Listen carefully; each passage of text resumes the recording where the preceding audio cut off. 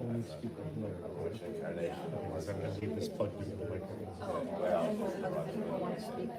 Everybody needs to come up there because this is only going to hear because I've got it plugged directly in, not to get any side noise. And it's live already. We've already got 9 devices on. So, I haven't had a chance to use the microphone. We're all set. We're up and running, and actually.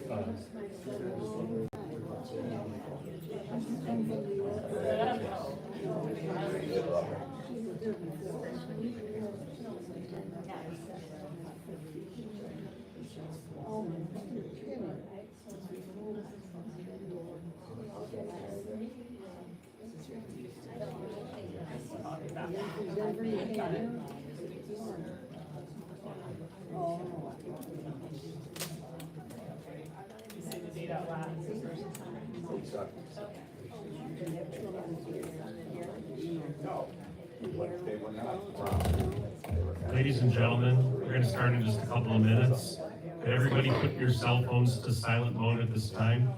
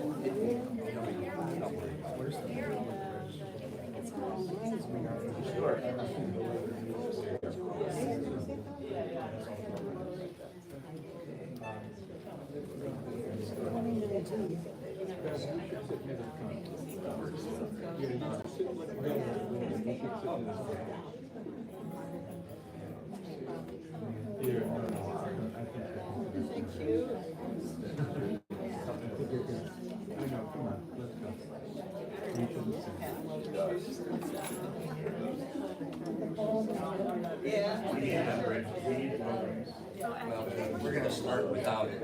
No, I need. No, we don't. I'll leave it at 5. This chair is free. Yeah.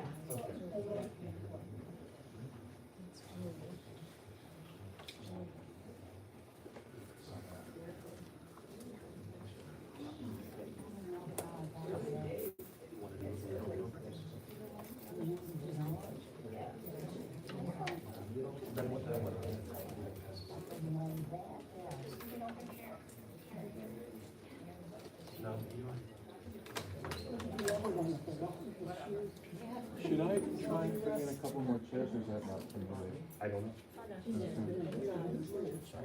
He's right. Thank you. I'm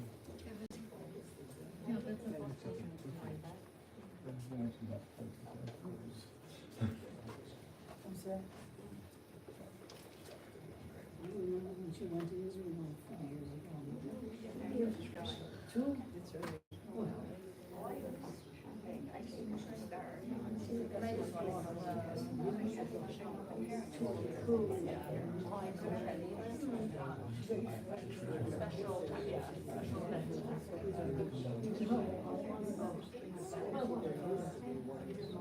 About programs or something, already. You have the Raymond Raymond's house.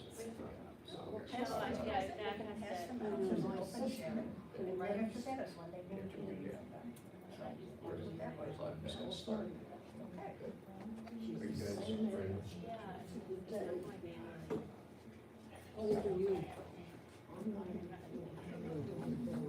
Yeah.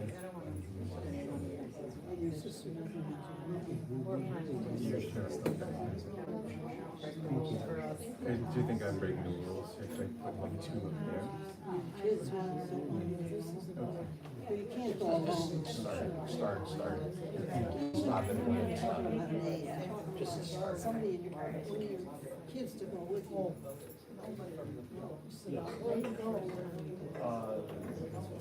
No.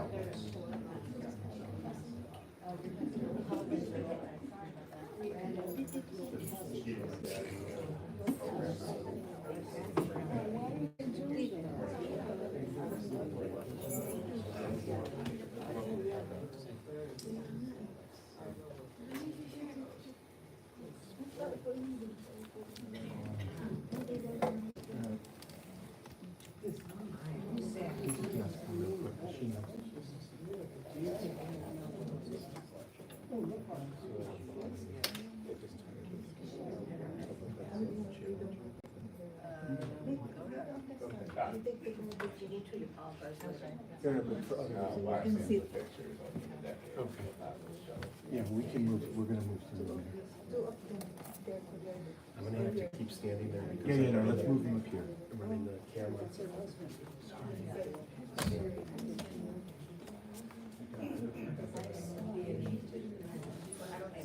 No, but I mean.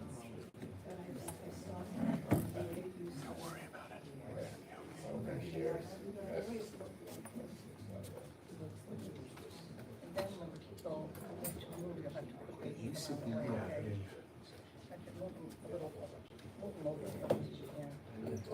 they're on there now.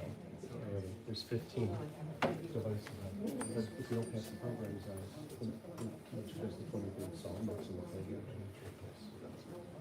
And then when they they're here, You remember the first one here? I would wait, it's my advice. I didn't see. There you are, Sonia. Oh, that was.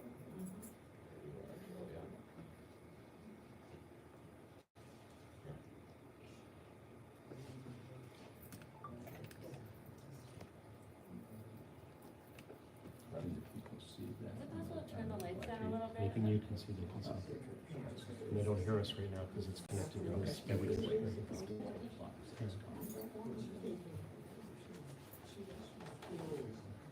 Okay, go ahead, that's it.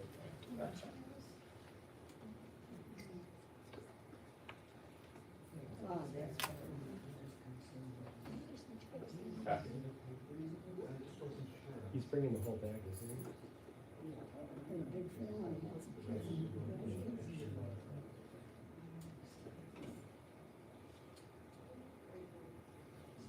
Yeah, I saw that. I thought about that.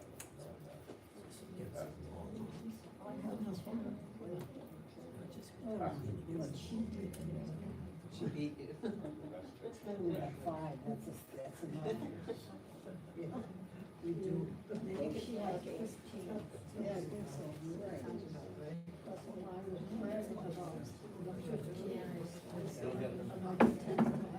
She says she always did 1 plus 1.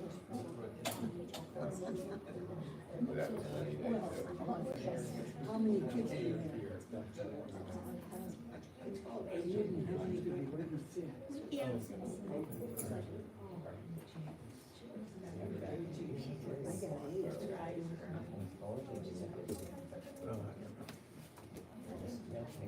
got 8. Yeah, that's got it. Okay. Yeah, this is pictures. Every callback is thousand. Okay. Got it.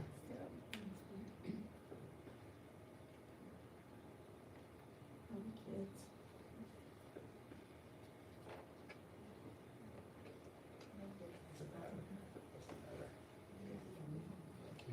We can reset the next door afterwards.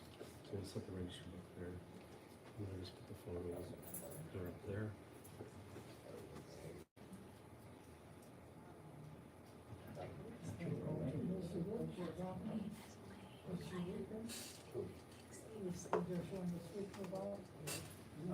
Oh.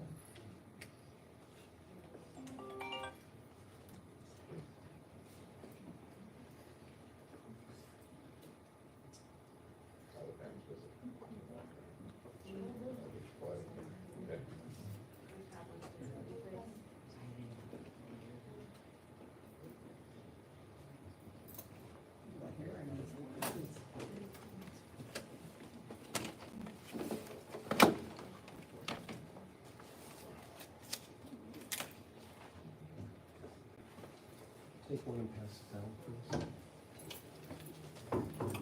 Take one and pass it down, please. Take one and pass it down, please. Take one and pass it down. Lloyd, do you have any water in there? Wait a minute.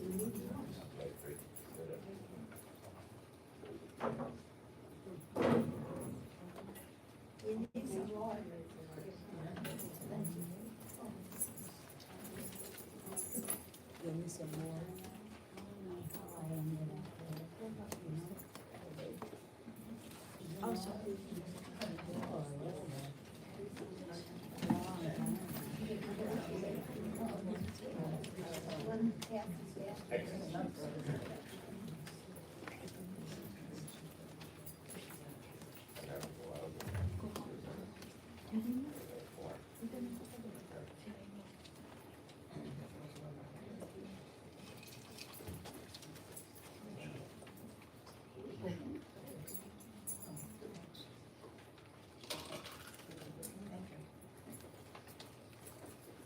Somebody else requests water?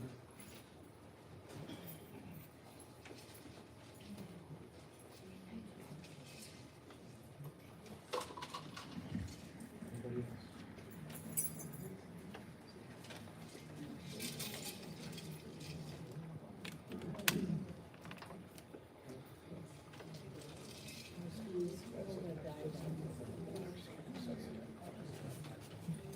Michelle, whenever you're ready. Okay. Good afternoon, everyone. I think I know most of you from I do Shabbat services here, and that's how I met Barbara, and I'll talk about that in a minute. I personally always like looking at these slideshows because when we get to see someone, they're a little different than they were younger. A lot of us knew Barbara very well, and we could kind of figure out what she was like when she was younger, and that shows us. She was still the same type of person as she was older. On behalf of Barbara's family, it is my very sad honor to welcome each of you with gratitude and appreciation for showing your support by your presence here today. In sharing this time together, we mourn our loss by remembering Barbara and by celebrating her life. An ancient Hebrew proverb tells us, "Say not in grief she is no more, but live in thankfulness that she was." As we gather together today to honor and celebrate Barbara's life, we are reminded of the profound impact she had on each of us. Though we mourn her loss, we find comfort in the love we shared with her, the memories that continue to sustain us, and the bonds that connect us all.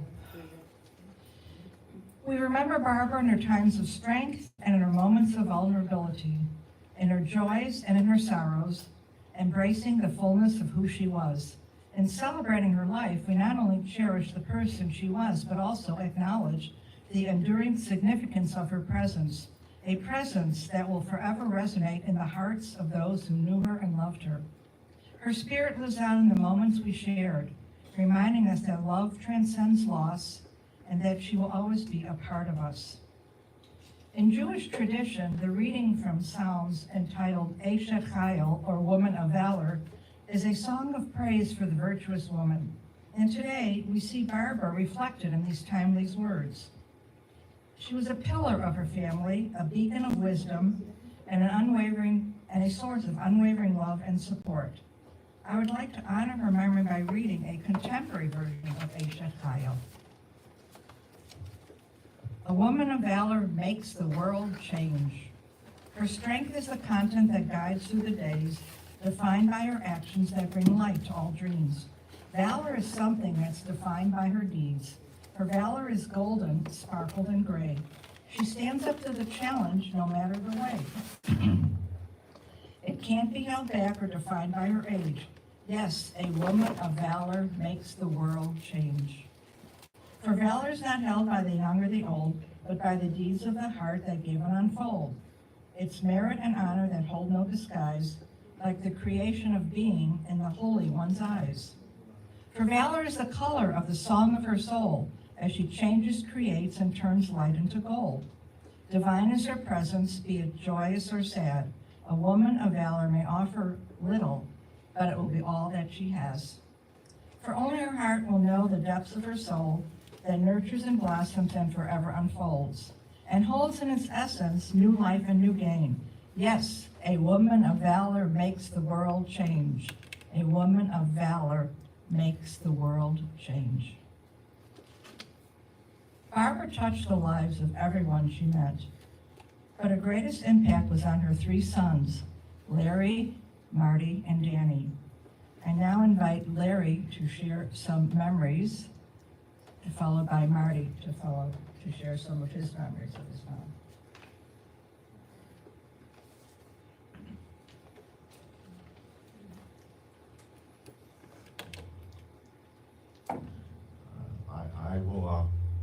try to keep this short, but I am my mother's son. So it might not be as short as I think it should be, but I will also have thought of this speech, which I hate to say it, I had more than a day or two to think about, as a bit of a Shaggy Dog story, or a Shaggy Dog speech, and that also really is in tribute to my mother. But to try to keep it short, I thought I would start at the beginning and then jump to the end. So here goes. But I actually won't jump to, I won't start at the beginning and I won't jump to the end. I'll go to the penultimate end. I talk to my mother pretty constantly, and she really was in pretty good shape, although in decline until about 10 days ago. So I think it was about 11 days ago, the second to the last time I talked to her, and some family members were visiting, and we were wandering. I was on the phone, they were in her apartment, and it was a discursive conversation, which was what one would expect, and it got onto some of my favorite subjects, like World War II, and then we wound up on a story I had heard many times. It never failed to amuse me, because it was the story about a relative named Willie Gottlieb, his girlfriend, and the scandal. And I heard this story many, many times over the decades. I knew Willie Gottlieb, who probably died 25 years ago, and I never, ever heard what the scandal was. And I think it's fitting that I will remember the story the rest of my life, but I will never know the end, and I think that's kind of the point. There is no end. But I would like to go back to the beginning. And for my mother, I think, had an interesting beginning, at least in the stories that we heard, or that I heard. And the beginning for her was this kind of interesting story, and I'll try to make it short, that involved when my father and she met. And, she was living at Hyde Park at the time with her parents, with her brothers, and they started dating, and dated for a while. And my father would drive to her house, or to her apartment, be shown in, wait for her in the corner of the living room, and he had stashed in the bookcase next to where he waited, Gibbon's Decline and Fall of the Roman Empire. And in the time that he spent waiting for our mother to get ready, he read the Decline and Fall of the Roman Empire. And I must have heard this story, and Marty will verify that everything I'm saying is absolutely true, 50 times. And I, over the years though, tended, and this is meant as no comment on people who actually know about the Bible and the Old Testament. I think I saw Mendel just walked in, and Michelle Rose and our brother Dan, who is watching from Israel, that it had a certain, like, almost Old Testament quality to it, this very simple story. And one thing I liked about it was my parents' origin story. But it didn't start really at the beginning. You know, it's not like, you know, and again, I'll leave it to Michelle and people who know this stuff. My friend Stuart Cohen is here, who's very erudite as well. You know, it didn't start with Adam and Eve, and it didn't touch upon pillars of salt and Lot and Mount Ararat. That stuff that is kind of boring. It got right to the beginning of the real story, like the equivalent of Abraham and Sarah. The family did have an origin before my parents met in 1948. we knew a little bit that they had come from Germany, they had come from Russia, Poland, various stories. But these were really as vague as the stories about Noah and Mount Ararat. These were not well-defined characters. The story really began with my mother and father. And the other part of the story that I took to heart as I listened to it more and more, as my mother would tell it, is in some ways, and this was the story of our family, and it was could have been well, there are, I'm sure, happier families, and there's many happy families, and I'm very lucky that we were one of them. But my mother was kind of always in control. She was the one, my father was waiting, and she was the one who was getting ready. And she was the one who was going to decide that they were going to get married. In her telling, there was never any doubt that my father would wait to marry her. And over the decades, I would hear occasionally about other boyfriends. There was one who just appeared like a month or two ago. As I say, we talk pretty constantly, a guy named Gunther. And who the heck Gunther was, I had never heard of this guy for 50 years, but it was in conjunction with these young boys, and they were boys at the time, who came to Hyde Park from Germany, who were escaping the Nazis in the 1930s and early 1940s, and were being housed and taken in by Southside Jewish families. But as I say, my mother tended to skip over that stuff, which I think Marty and I really would have liked to hear more about. But the story didn't begin with, wasn't so much about the Germans and World War II. It was about what began with my parents. And again, it's a bit of a shaggy dog story, but I guess Marty and I have the right to talk, and you have to bear with us. Is when I was about 18, I happened to meet one of the fellows that my mother dated and rejected.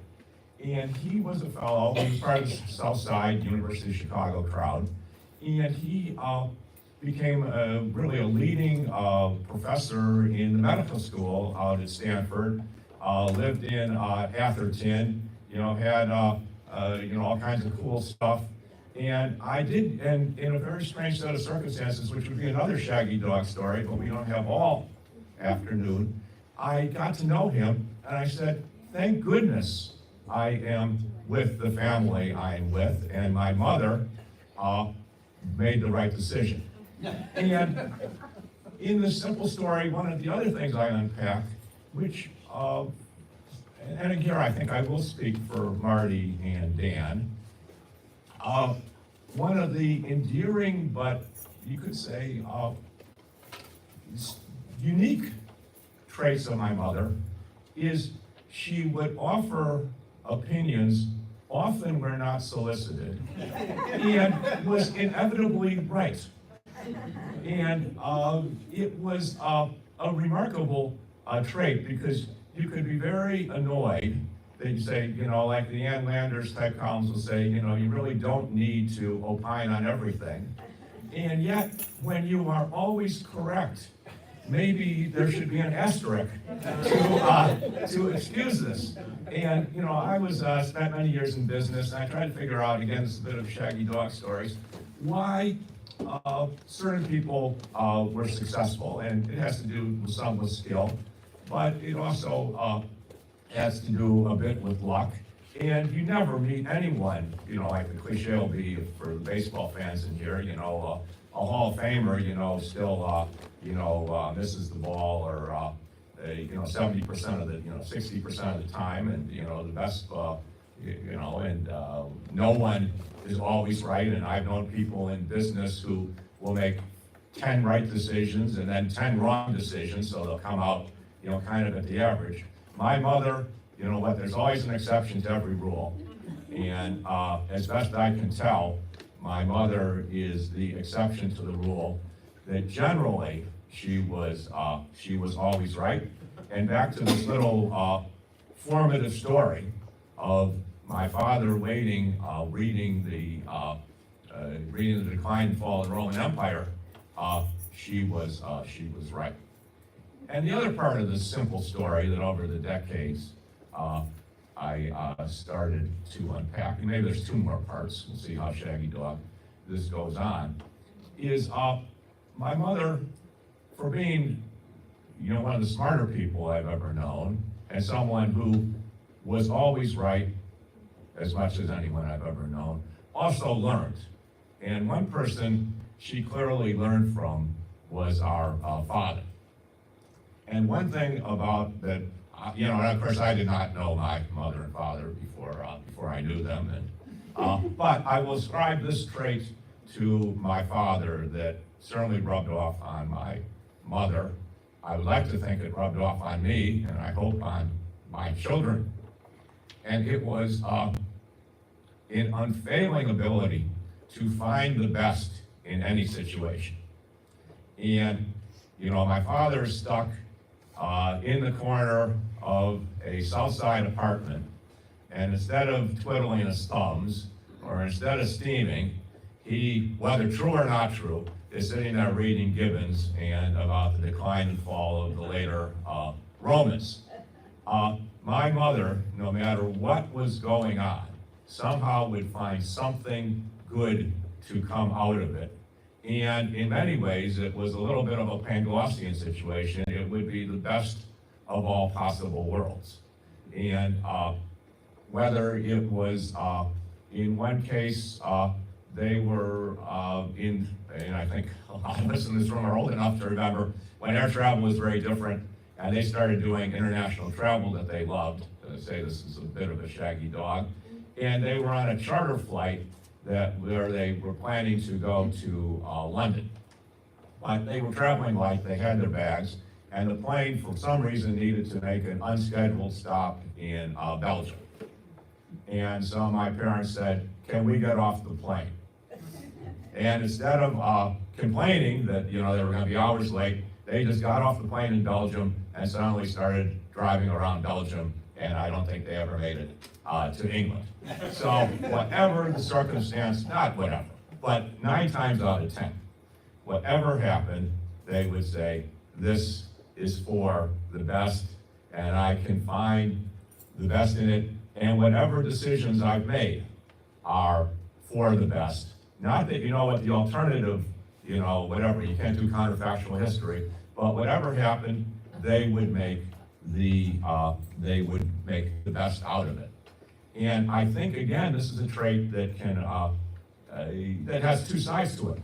You can always be a cockeyed optimist, and I think I do not know myself very well, but I think sometimes people, get annoyed with me because no matter what's happening, I'll say something good is going to happen, the bad is going to be alleviated, the good will come forth, and to whatever extent I have that trait, and I hope to whatever extent our kids have that trait, I trace it back to my parents and away to a Shaggy Dog story where it was a very simple world, and my dad was just reading about Romans to make the best of things. And the final thing that I would see out of this story, and to get really to the end, is it did begin with my parents. And again, no offense to people who are more religious than me. I don't mean to compare them to Abraham and Sarah. But our family at this point very much sees them as whatever, the founders. And my mother, and again, this is a bit of a digression, again, kind of annoying trait she had, but maybe some of you too experienced this, is her memory was in like the top 1%.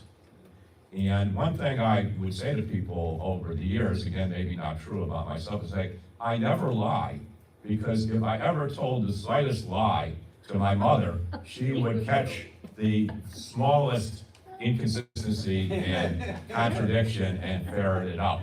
But I partly ascribe that to her having a great memory. And she knew the names of, I think, the slideshow that Sonia, Millie, and Marla and others put together, Julia, showed there were an awful lot of grandchildren. And I have, and my daughter can attest to this, I generally get the names of her kids mixed up, and she's got, and we might have 2 grandchildren. My mother had 10 grandchildren. I hope I'm getting the numbers right. And a lot more when you include all the spouses, and 16 great-grandchildren. And she knew the names of certainly everyone, spouses, all the grandchildren, and even the names of our dogs and cats. And, but it was very much drawn from her. And she felt and I also think it went back a way to the story. My mother did not look backwards. She wasn't telling us endless stories about her parents and her grandparents. It really, for some extent, began with her, but she took a special affection for everybody. And the very last conversation I had with her, which was remarkably not very long ago, it was 10 days ago, exactly. I got her on the phone Saturday, 10 days ago.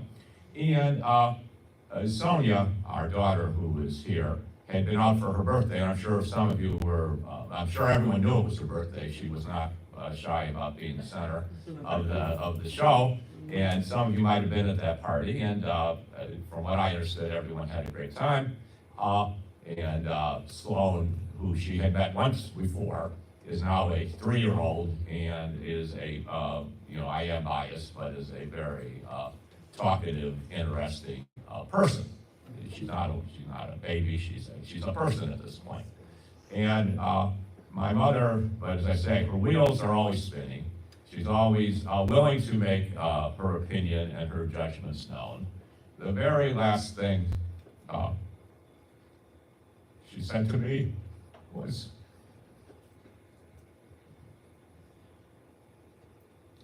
"Sloan is wonderful.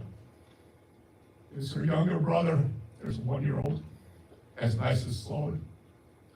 And while she was judgmental and opinionated and always right, I'd like to think about her family, she was always all right. We are very lucky, and it is because, not just because of my mother, but because of my father, that we are blessed to have a pretty large family, and everyone in it is wonderful in their own way, cousins and nephews and people, not just this narrow family tree. And an inordinate amount of it, I think, is due to my mother. And I can't think of a better way that I would want to be remembered than to have a lot of people who can say, I got good traits because Barbara Kahn was on this earth. Thank you for bearing with me.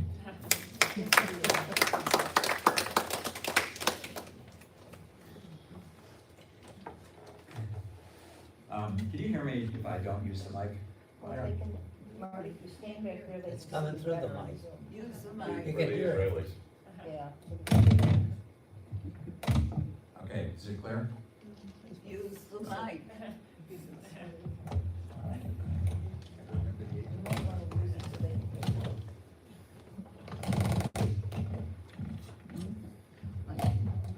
I'm going to be doing a little speaking on behalf of some of the people who aren't here today, including my brother Dan, who's in Israel, and simply for reasons you all know, could not make the trip to be with us today. Also, a little bit speaking to some people who are no longer with us. So I'm going to do that. Barbara's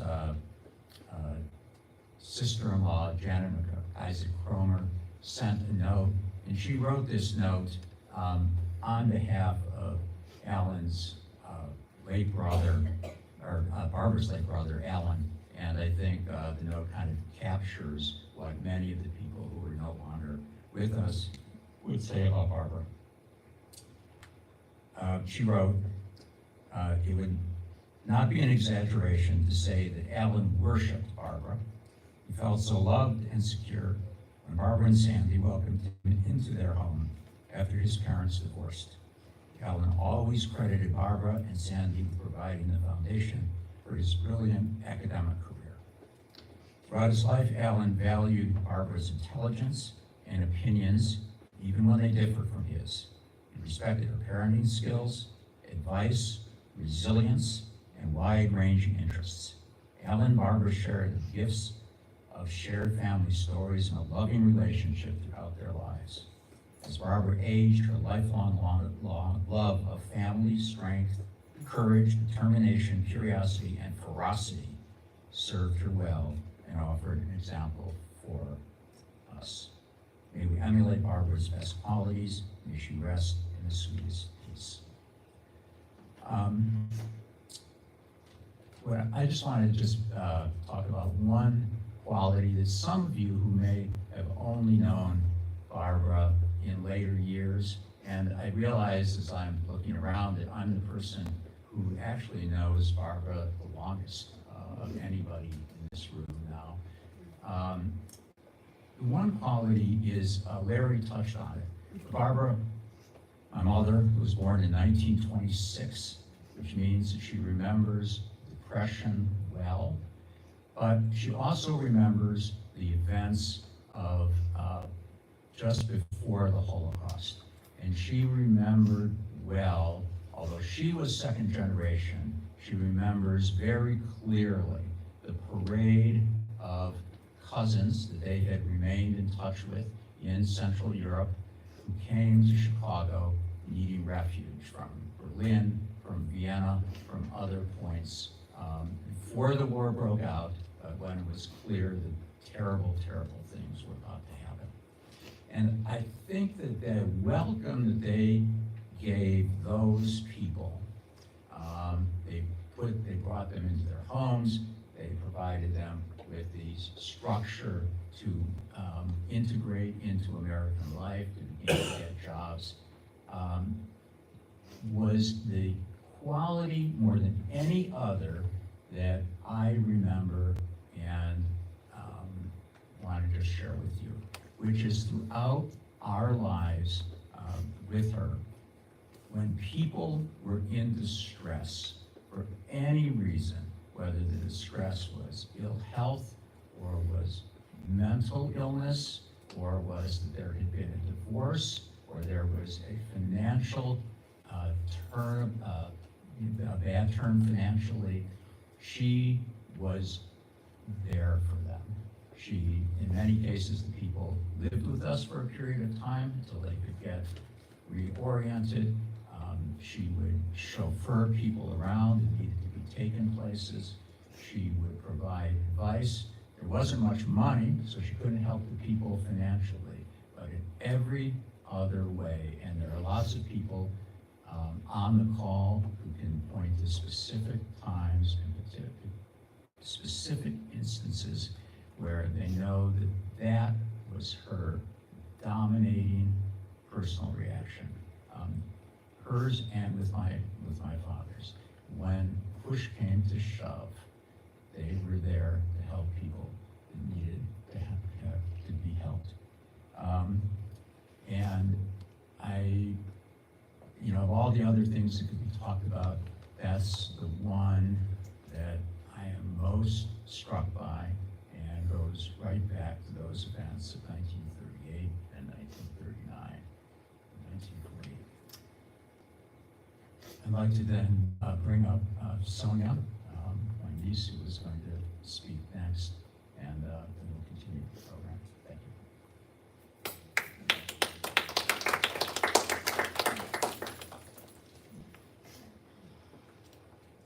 Hi, can you hear me right there? I just wanted to share just a few memories of my grandmother. I loved visiting Chicago as a kid. Just some visceral memories are summers in the backyard, fireflies flying around. We'd have Irving's hot dogs and those big buns. There were always M&Ms in this candy-shaped elephant, which I did not understand at the time was a political homage. Things changed, but I still love M&Ms. My grandmother was always so encouraging and supportive as my cousins and I directed our own movies in the basement. She would then record us on this enormous camcorder, it was like this big, and patiently edit them with us on this editing machine that she had in her basement because she was ahead of her time and not a Luddite. And then we would make everybody sit around and watch our brilliant plays. I was always the mom and in charge. I am the oldest grandchild. I remember her sitting next to me and my cousins in these cots we would have lined up in the basement, and she would tell us stories about her as a girl in Miami, later as a college student in Chicago, when she met my grandfather, running this jewelry business, how she took in my Uncle Alan and helped him go to college at age 16. She let us play with these old piggy banks that she had in the basement that were really precious to her, and this crystal barware that she had behind this bar, and I would make everybody come down and serve them water.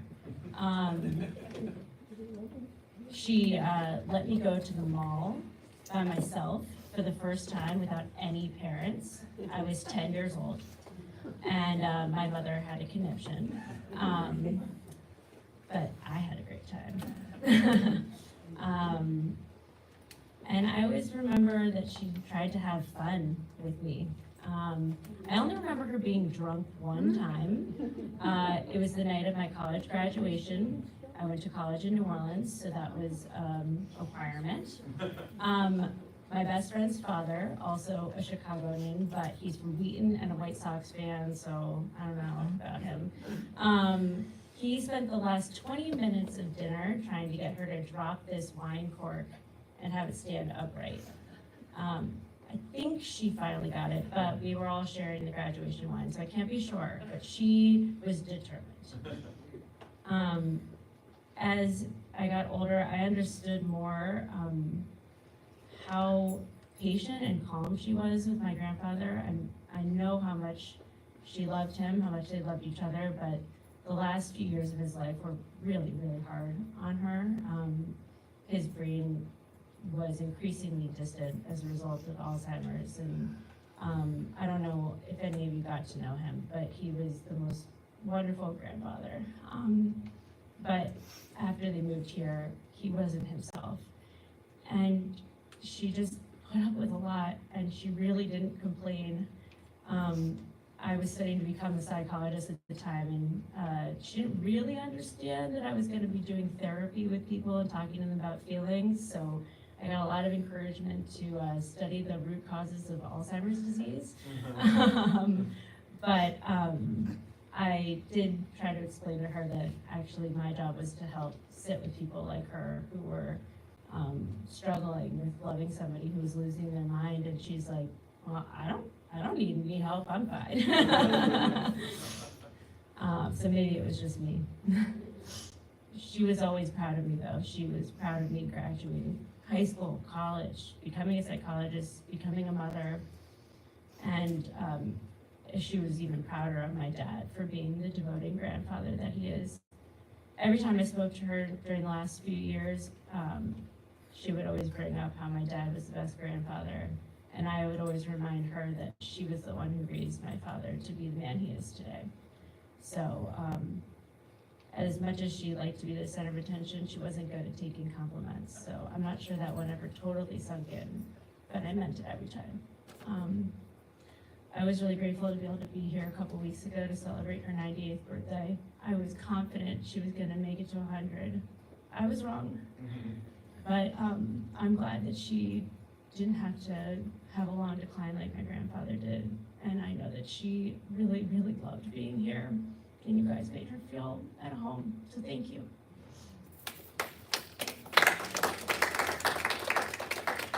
And now my cousin Julia is coming up, co-star of the plays. Please.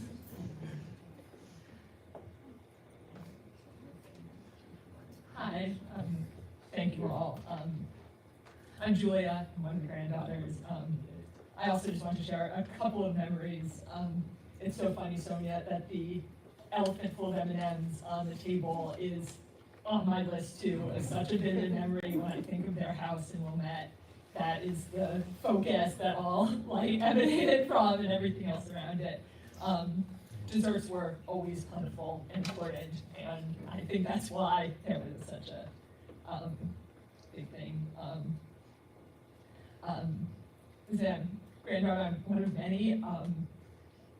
Sonia and I are the only ones that are here in person. A lot are watching, and I just want to say to you all that we miss you. Wish you could be here. Distance and storms has kept some away, but we love you all.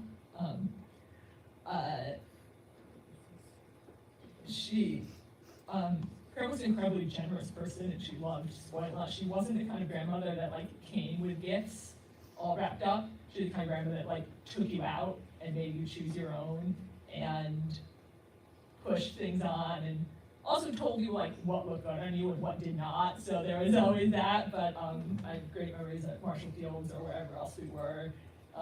Things, getting spoiled in that way.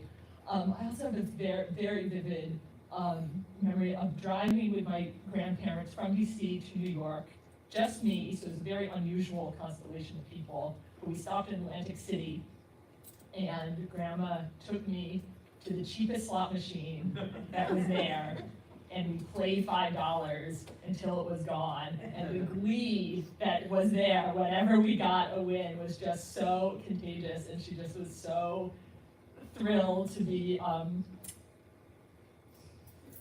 doing that and indulging and having that little bit of sin in her life.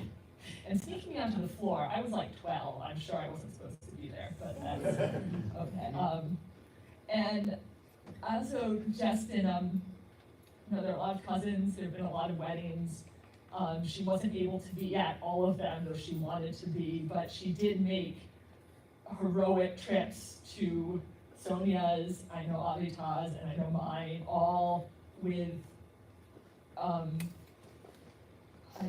incredible strength. And so he came to mine, there was a pandemic.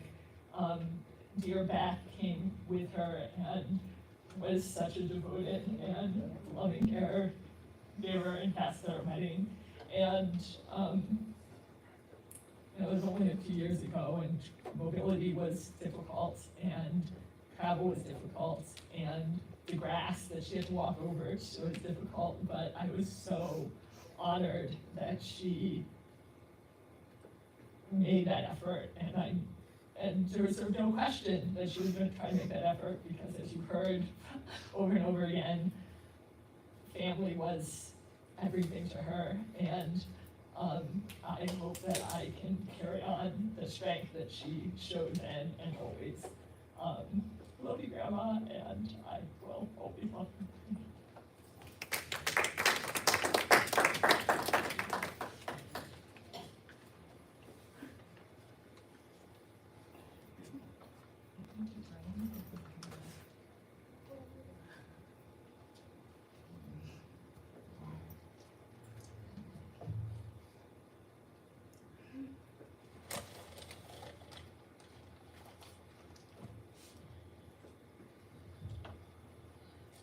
I first met Barbara about 10 or 12 years ago when I began conducting Shabbat services here, and she was the one in charge of scheduling the service leaders.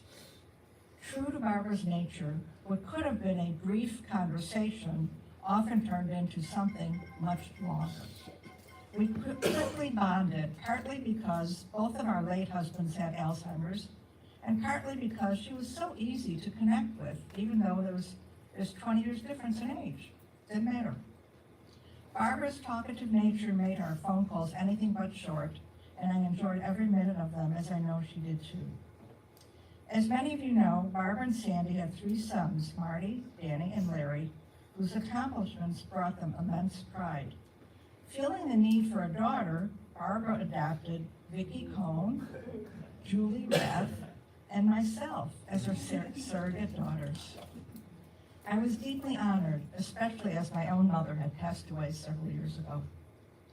Over the years, Barbara often invited me to dinner or lunch at Sedgebrook, a command performance I never declined. Through Barbara, I met many of her friends, many of you here, who have since become my friends as well, and Julie and I have grown to be especially close. I now invite Julie, followed by Vicki, to share their memories of Barbara.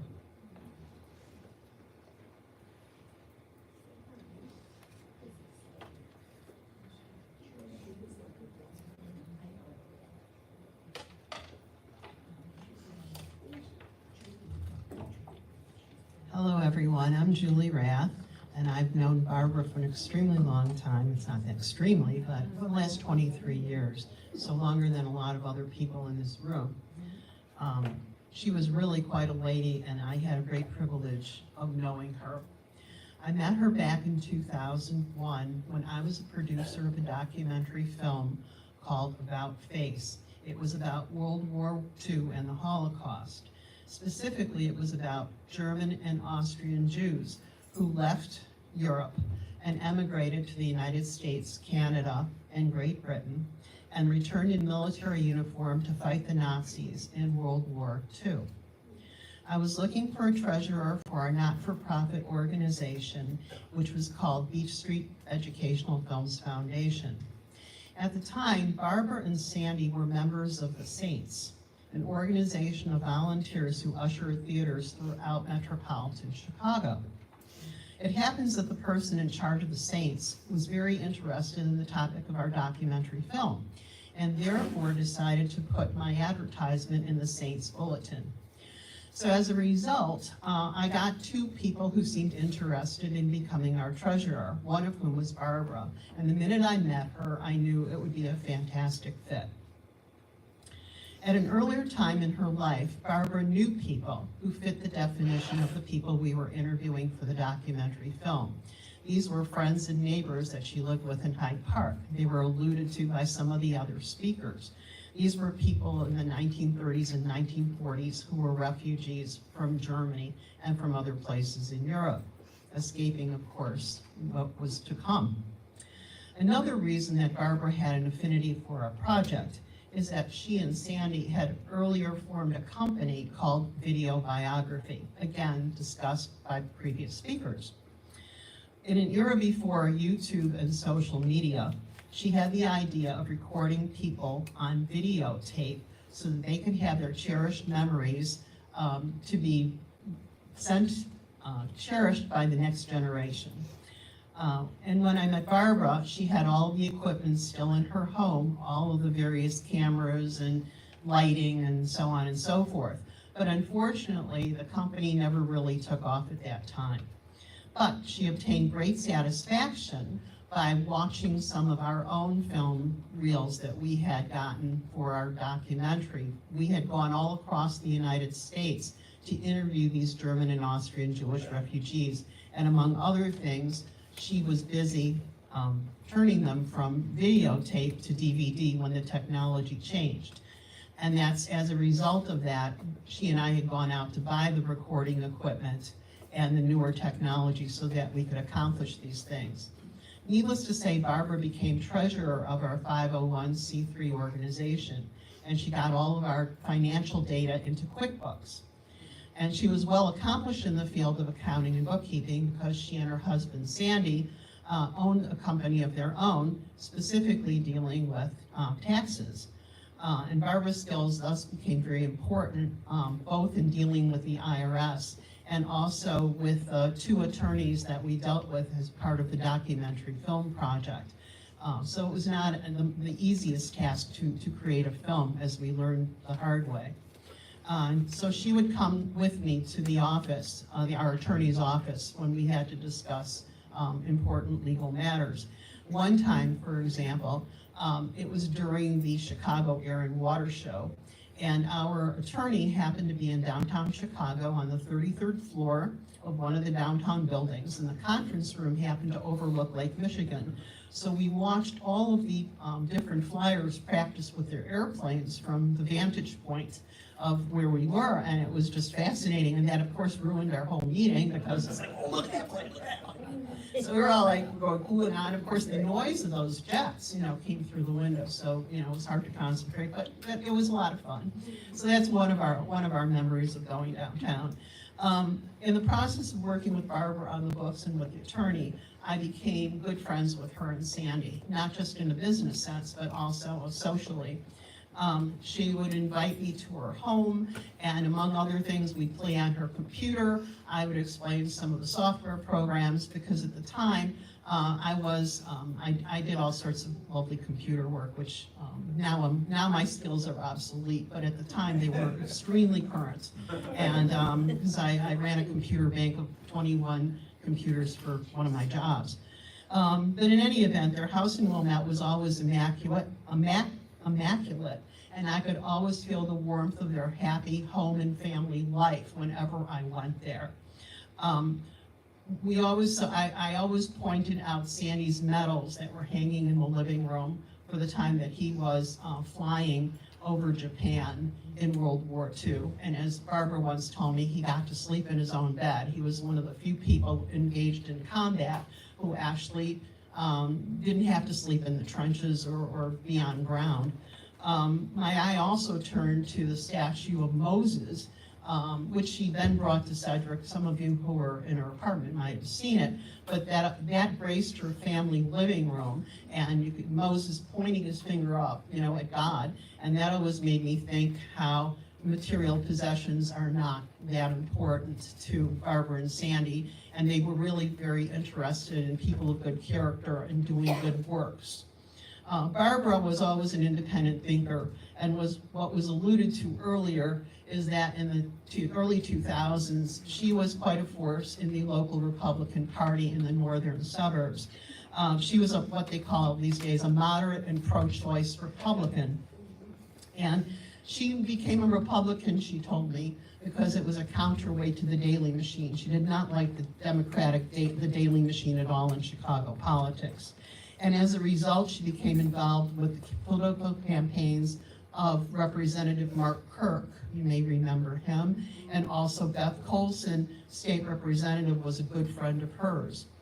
Barbara was always interested in Jewish causes. She and Sandy were founding members of Congregation Beth Hillel in Wilmette, and she was especially proud of her work with the Wilmette Hadassah. For several years, I was Barbara's guest at the annual fashion show fundraiser. And since I was pretty good with a camera, she actually had me take photos of all the different fashion models while they were modeling on stage and off stage.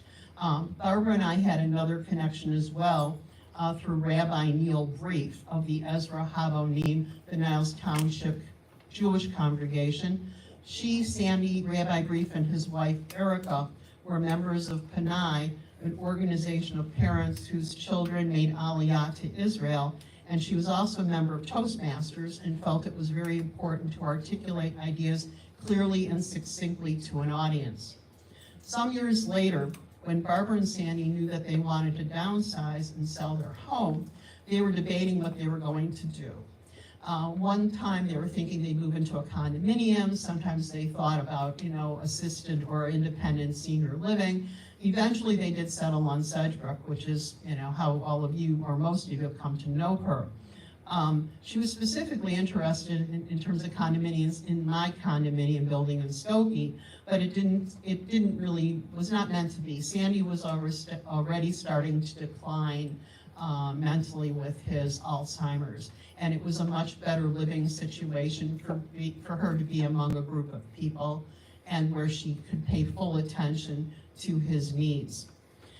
She and I remained friends for many years after their move to Sedgebrook, where she became active in the Jewish Council and in other activities. It is through Barbara that I met Michelle Rose. She mentioned me earlier, and I met a number of you in the process. And Michelle, myself, Vicki Cohn are her so-called adoptive daughters. She's got 3 sons and 3 adoptive daughters. In all, Barbara's life is not just the story of how she interacted with family and friends that she'd known most of her life. It's also about how she deeply affected the people whom she met much more recently and later in life. And I'm pleased and grateful that I got to know her quite well. And in so doing, I got to know her family either in person or through albums, photos. She had lots of photograph albums. She was always showing them to people when they came to her apartment. She said, oh, look at this, look at that. I can't tell you how many times I helped her hang up pictures in her apartments, you know, and making sure they lay straight. And also, there was one that was actually going to fall off the wall, and it was like, oh my God, I got it in time before something pretty serious might have happened. I also, in the process of visiting her, she took me to a number of dinners, and I've gotten to try the food here at Sedgwick, which I have to tell you, compared to most independent living facilities, is quite good. So be proud of that. And you've got, for the most part, you've got very good administration. I've been to a lot of these different retirement communities. In my last condominium in Skokie, there were a lot of people who were Barbara's age, and therefore I got to travel around and basically check out all the different places. So you guys are all very privileged, not just by being here, but privileged by the fact that you got to know Barbara, and to a bit lesser extent, Sandy. They were both great people. Sandy was a doll. He was an amazing person. And it was, you know, they basically got to age in place over the years once they came to Sedgebrook. But Barbara will be greatly missed. I'm sure everyone who she's touched will miss her deeply.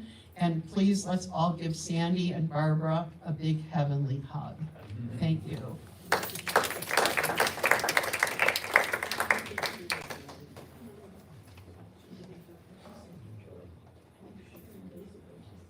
I'm landlocked, I'll be up there.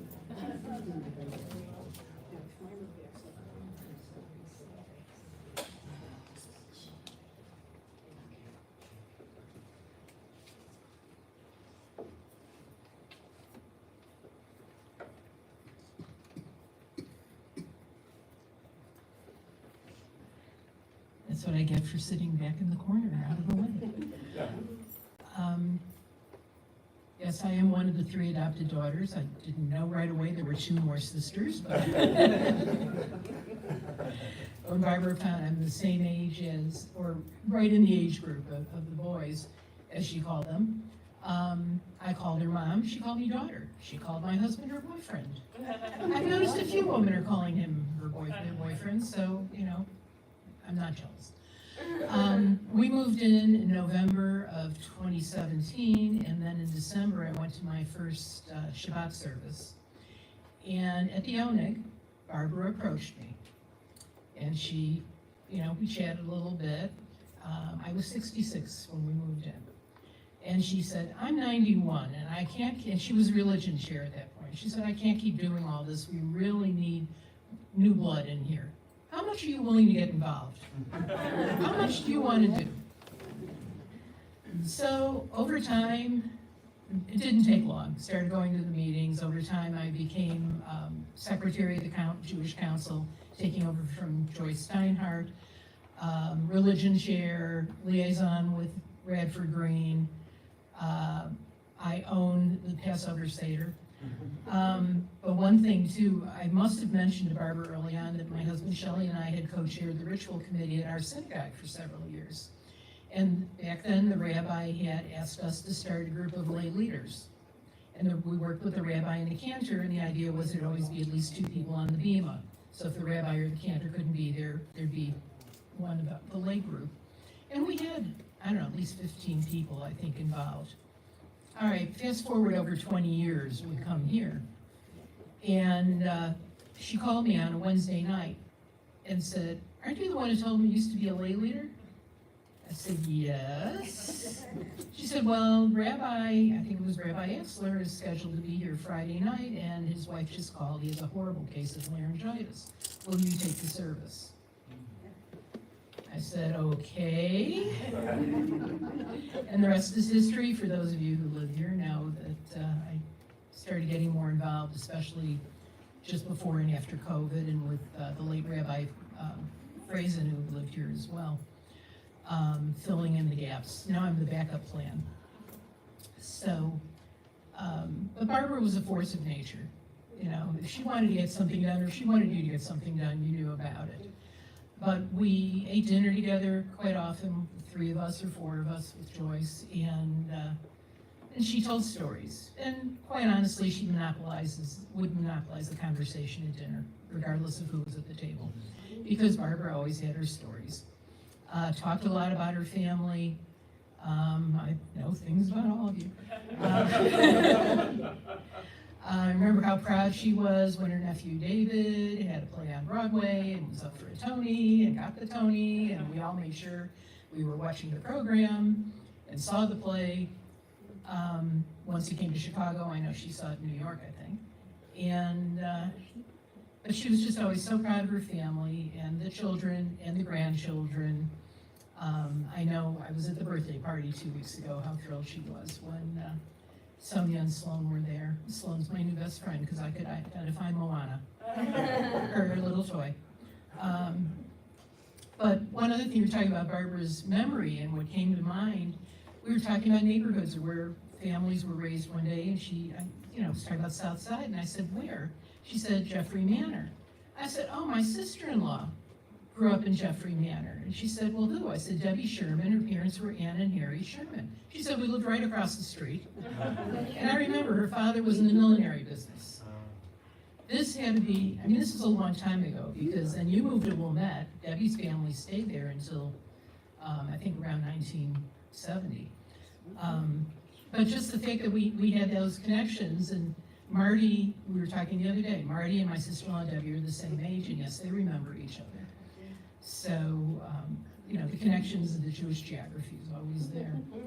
But talking about her memory was amazing. So, I could ramble on with lots of stories, but I won't. She was just a joy to know, instead of force of nature, and she'll be greatly missed.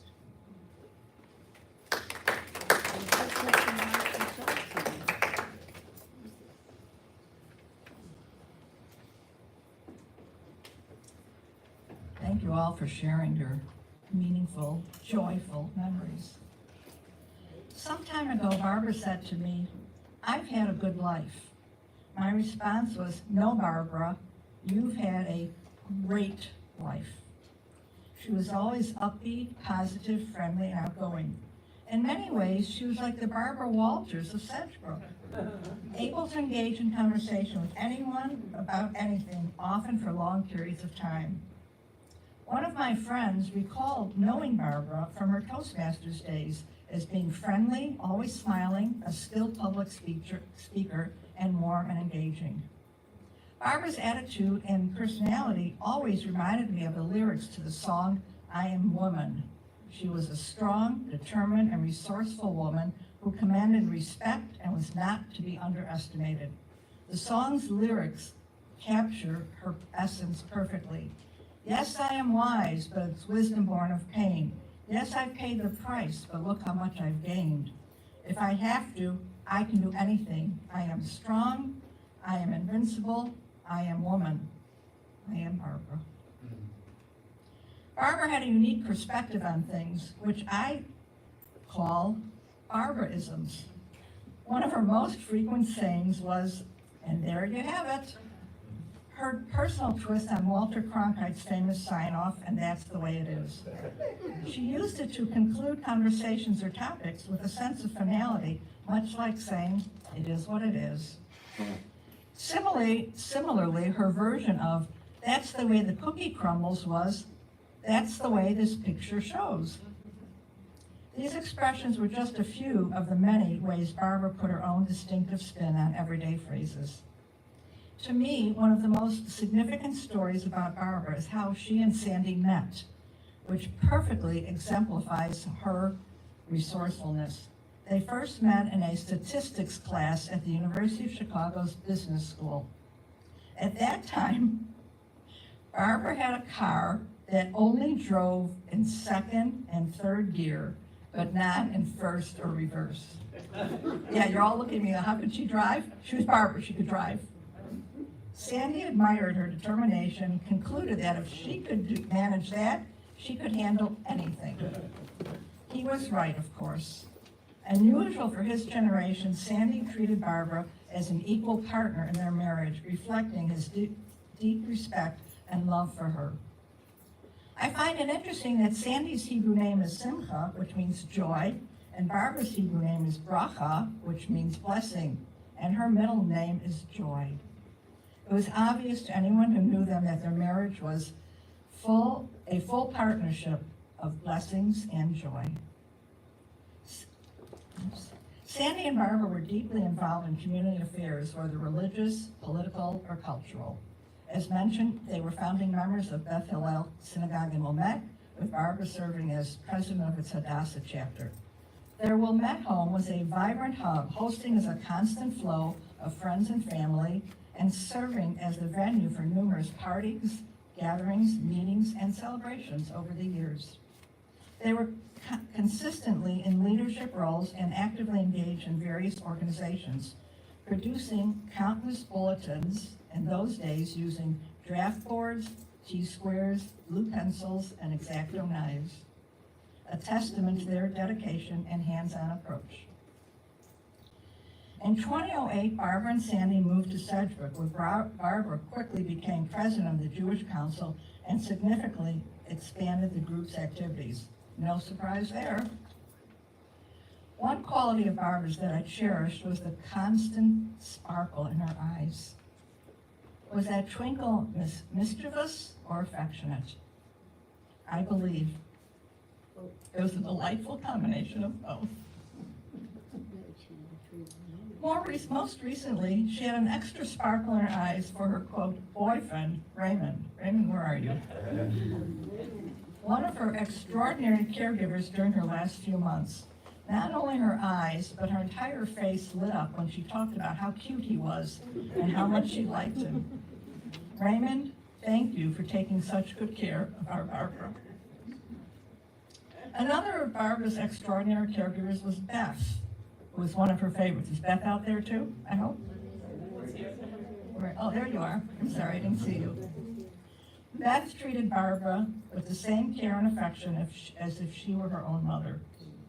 Since Little Women was Barbara's favorite book and Beth March was her favorite character, it's no surprise that she admired this Beth's quality of strength, determination, independence, warmth, and generosity. Traits that Beth also embodied, as did Barbara. While I'm not overlooking her other caregivers at all, Beth and Raymond's are the ones I personally knew and witnessed their special connection with Barbara. Thank you, Beth. I have read that it takes a minute to find a special person, an hour to appreciate them, a day to love them, but then an entire life to forget them. May we never forget Barbara as we continue our individual journeys connected by her spirit. May each of us continue to honor her memory in our own way with our own special remembrances of her. In remembering Barbara, we acknowledge that we each are who we are today because we were fortunate enough to have known Barbara Kahn. Memory itself is a living metaphor for life. In this world, we are given pain, but we are also given memory to change that pain to laughter, to joy, to keep Barbara in our lives, to comfort us, to make us understand by this living metaphor, the power of memory. Let us now pause for a moment of silence while we each remember Barbara in our own way, saving those memories to share with everyone in a few minutes. Let us enter this meditation with reverence and with love.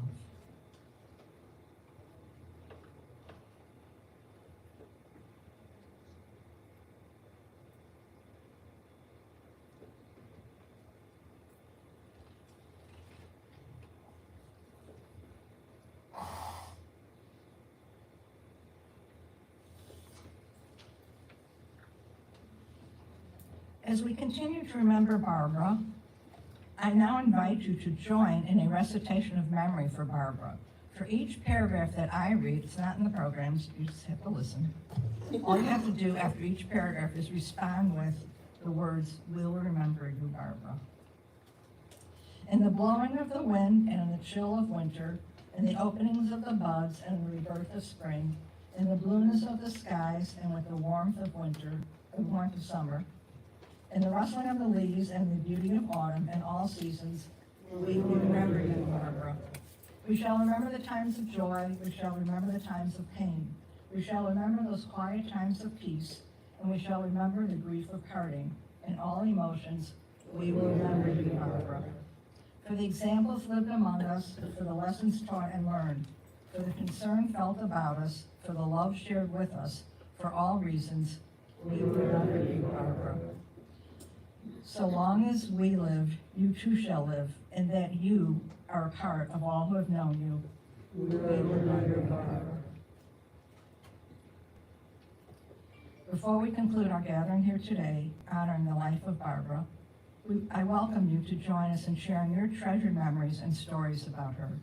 Whether it's a fond recollection, a humorous anecdote, or a heartfelt moment, I encourage you to come forward, or I'll bring the microphone to you, to celebrate the life of our beloved Barbara by sharing your memories with the community gathered here.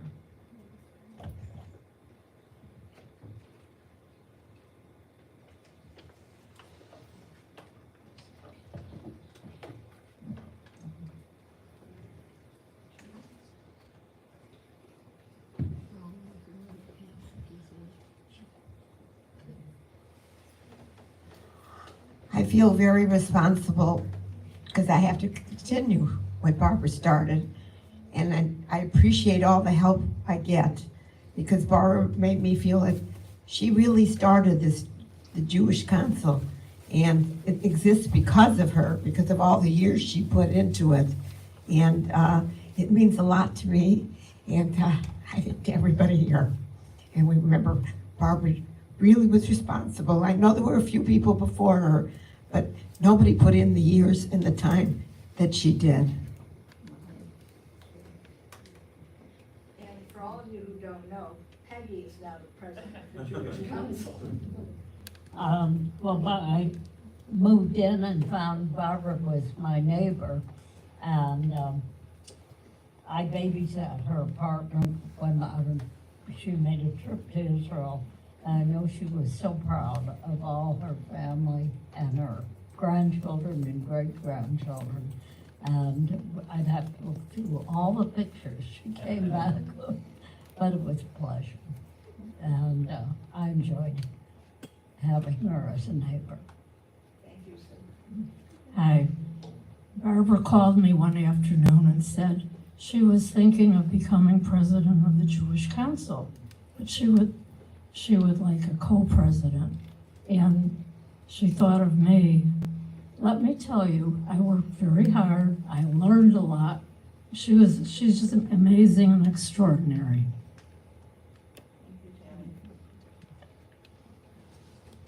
When I first moved to Sedgwick, I really didn't know anybody, and they seated me with Barbara at the dinner table, and she was so nice to me and so friendly, and she said, she knew I was Jewish because my last name was Kahn, so she said, would you like to be on the Jewish Council? I said, sure. And so I became, a member of the Jewish Council. And then it was near Purim because I had moved in December of 2017. And Purim, of course, was in March. And she said to me one time when I was eating with her, how would you like to help me with Purim? I said, sure, of course.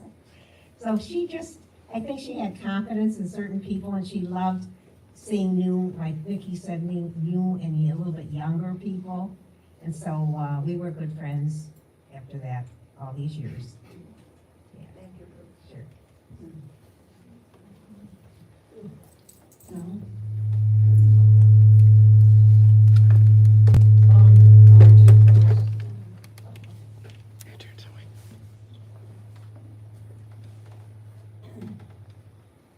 Like the other speakers, I got to know Sorry. Barbara when we moved in 13 years ago. Joyce, hold it up to your mouth. I'll hold it.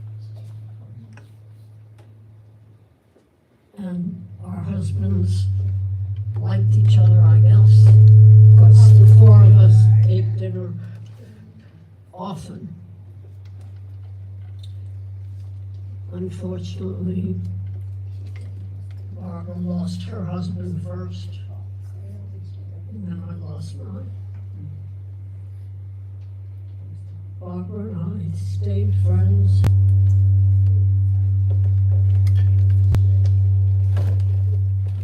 I don't know how she made me secretary of. Sorry. Turn it down. But, we were just very good friends in a very short period of time. And I'm gonna miss. No, thank you. Preferably further away. Can you hear me? Yeah. I went to high school with Larry and his older brother Marty, New Trier West. So I've known them a long time. And when my mother moved to Sedgebrook, then later on Barbara moved here, then I was happily able to rekindle my friendship with Larry. And just a little story that demonstrates Barbara's strength. When Sandy needed help in the dining room, and Sedgebrook didn't want to allow his caregiver in the dining room, Barbara lodged a complaint, and I forgot which part of the federal government got involved. Department of Department of Justice, no less. Obama was president. Yeah, and she was able to get a financial settlement, a generous one, and my mother had already passed away, but she also had a caregiver, and so after my mother passed away, we also received a settlement as part of that, so thanks to Barbara. And so she wasn't afraid to go up against the administration here, and I suspect that anybody who nowadays who needs a caregiver in the dining room is able to have one. And actually, that's true for the whole United States. I know Barbara and Sandy from Wilmette. We used to play bridge together, and Barbara was responsible for my being here at Sedgebrook.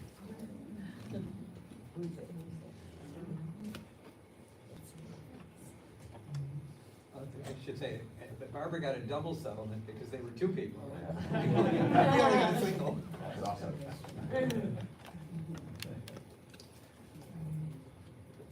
Hi, so my name is Esther Katz, and hi, nice to see you again. We moved to, I'm from London originally, and my husband is from here, and we moved to Buffalo Grove 10 years ago. And when we moved here, we came to Sedgebrook and we met Mrs. Kahn and a few key people in the Sedgebrook Jewish Council. And Mrs. Kahn was incredibly warm to us, welcoming. She really was the one who helped us.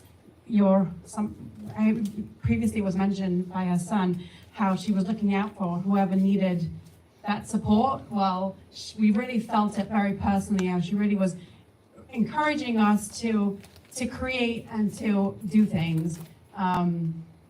We started, our first real event that we had here was the sukkah, and till today, she had the pictures in her house, the framed photos of her in the sukkah, and she really took a very strong personal interest. And just one little anecdote, that one time she showed me a picture of her 3 sons, and she asked me, like, what do you think of them? I'm like, what am I supposed to say? I said, so what does a mom want to hear? So I said, that a real handsome group. And she looks at me like, she says, they're kind, they're all good people. So that was the vibe, how family, as was mentioned before, every marriage, every baby, every celebration, every challenge, every joy was the vibes that kept her going, and the joy of her life. So we should all take that joy with us in whatever form we can. I wish you all comfort.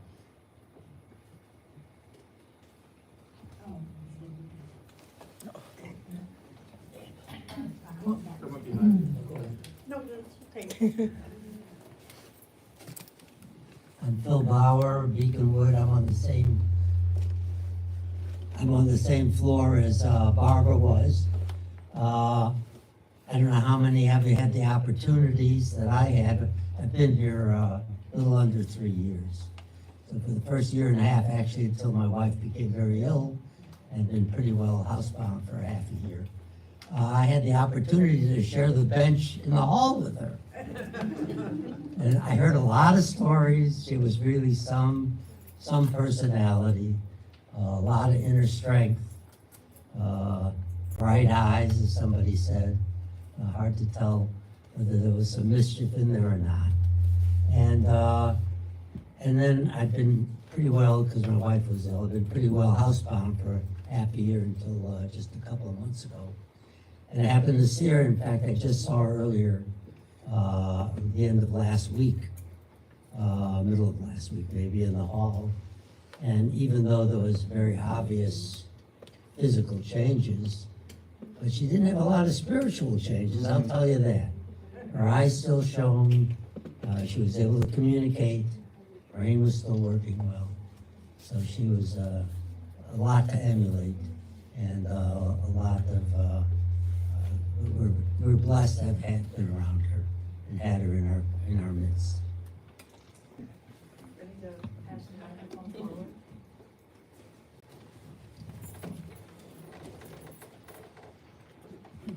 I'm now going to channel Barbara for a minute.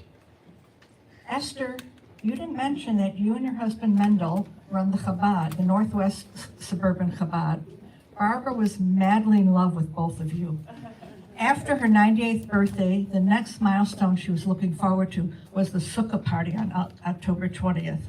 So as I channel Barbara, I want to make sure all of you know about that wonderful Sukkah party that I've been to and intend to go to again, that Barbara just loved. So please attend it in memory of Barbara. What?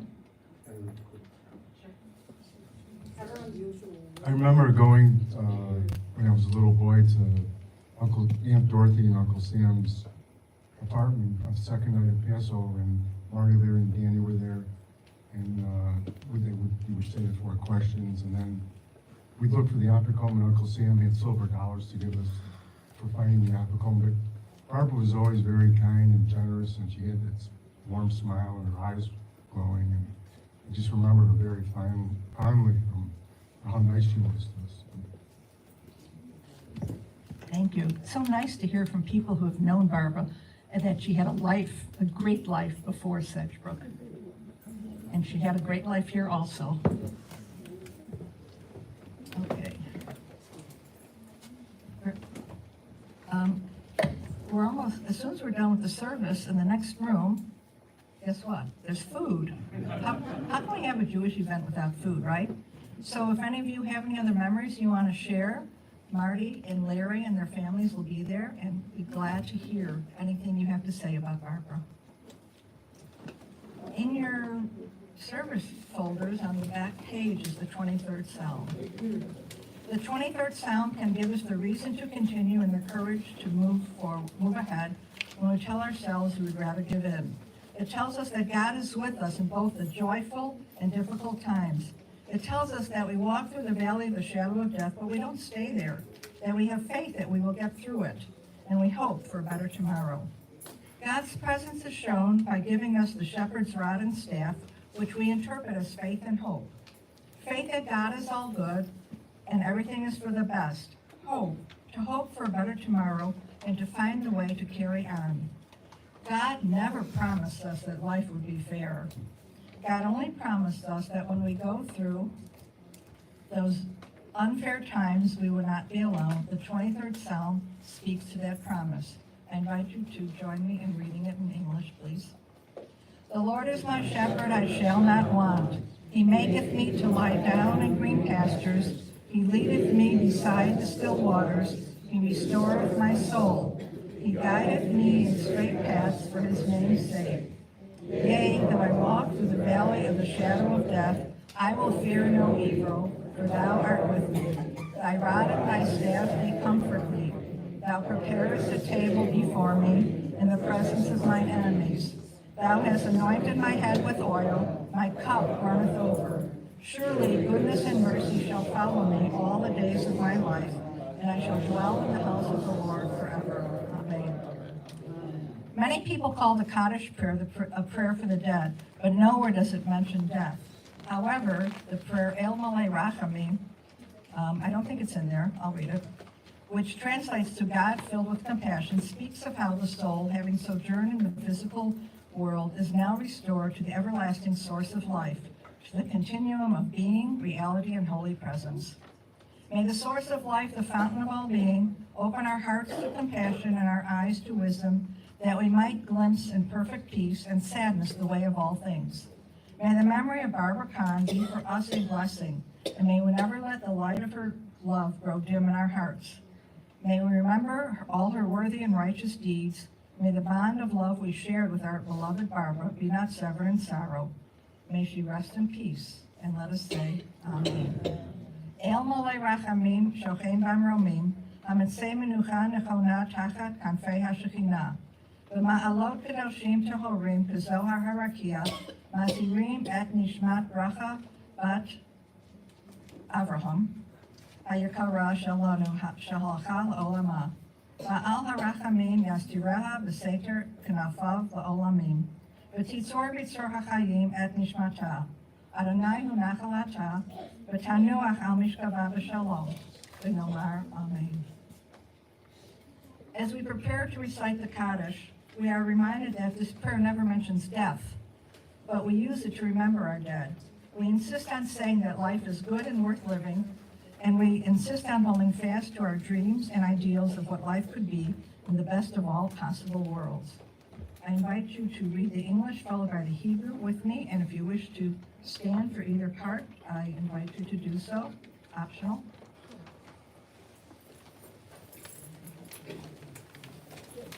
Exalted and hallowed be God's greatness in this world of your creation. May your will be fulfilled and your sovereignty revealed in the days of our lifetime, and let us say Amen. May you be blessed forever, praised and honored, extolled and glorified, adored and exalted above all else. You are blessed beyond all blessings and hymns, praises and adorations that may be uttered in this world, and let us say Amen. May abundant peace descend from heaven with life's goodness for us and for all the world, and let us say Amen. May the source of peace send peace to all who mourn and comfort to all who are bereaved, and let us say Amen. Join me in the Hebrew if you wish. Yitgadal v'yitgadash shemei Rabbah, ba'alma divrach yuvtei v'yamlich malchutei, v'chayechon u'vyomechon u'v'chayei v'chol Beit Yisrael, ba'agala u'bizman kari v'imru Amen. Yehei Shmei Rabbah Mevarach L'Olam Omei Almaya. Yitbarach v'yishtabach v'yitparar v'yitramam v'yitnaseh. V'yitadar v'yitaleh v'yitalal Shmei L'Kudusha B'richu. Le'ela Mikol V'chata V'shivata Tushvachata V'nechemata Yamiran V'alma V'imru Amen. Yehei Shlomo Rabbah Min Shemaya. V'chaim aleinu v'al kol Yisrael, v'imru Amen. Oseh shalom b'imromav, hu ya'aseh shalom, aleinu v'al kol Yisrael, v'imru Amen. May be seated for a minute. Now, as we conclude our celebration of life service for my dear friend Barbara Kahn, I am reminded of what the late Leo Buscaglia once said. I know for certain that we never lose the people we love, even to death. They continue to participate in every act, thought, and decision we make. Their love leaves an indelible imprint in our memories. We find comfort in knowing that our lives have been enriched by sharing their love. Barbara was, and always will remain, a blessing, true to her name, Bracha, in our lives. Treasure Barbara's memory. Hold those memories close to you still. You will carry Barbara with you always in your heart. The sharp edges of this pain, this relentless sadness will, in due time, give way to something gentler, something more bearable. Let all the memories we each have of Barbara be a blessing for each of us as we keep those memories in our hearts. May those memories offer us comfort. May those memories bring a smile to our faces. May those memories inspire us to live our lives in ways that honor Barbara's memory. May we all live our lives knowing that we have been enriched by having known Barbara Kahn. May we always remember that at the end of life, what really matters is not what we bought, but what we built.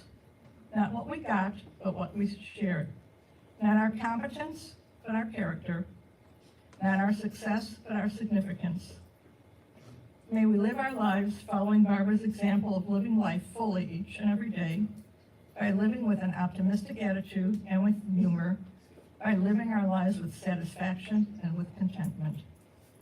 On behalf of Barbara's family and myself, I thank you all so much for coming here today.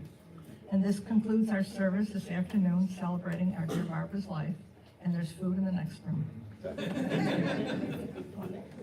You think she'd let you come without